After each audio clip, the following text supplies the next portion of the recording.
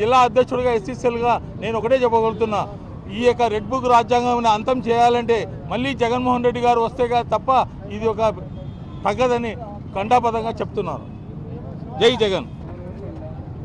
ఈరోజు అంబేద్కర్ గారి విగ్రహం దగ్గర ఈ దళిత సోదరులమందరము ఎందుకు ఈ రోడ్డు మీదకి రావాల్సి వచ్చిందంటే కేవలం కూటమి ప్రభుత్వం చేసినటువంటి దాడుల వల్ల దళితులు ఆంధ్ర రాష్ట్రంలో ఉండాలా పారిపోవాలా అనే ఉద్దేశం దళితులకు ఎవరికి అంతుచిక్కడం లేదు.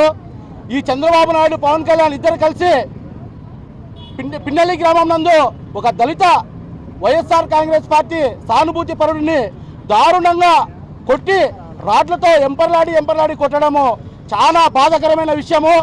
ఇదే కాదు, రాష్ట్ర వ్యాప్తంగా ఎక్కడ చూసినా దళితులపైన దాడులు, దళితుల్ని ఊరి నుంచి బహిష్కరిస్తున్నారు.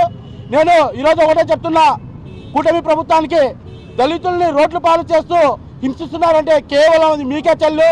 రానున్న రోజుల్లో తప్పకుండా మా వైఎస్ఆర్ కాంగ్రెస్ పార్టీ వస్తుంది. 2.0లో మీకు అందరికీ తగిన గుణపాఠం చెప్తామని చెప్పి తెలియజేస్తూ ఈరోజు హోంశాఖ నిద్రపోతుందా అని చెప్పి మేము అడుగుతున్నాము. దళితులపైన దాడులు జరుగుతుంటే ఒక దళితురాలవేయండి, నువ్వు దళితులకు మద్దతుగా తెలిపి వారిని శిక్షించాల్సింది పోనిచ్చి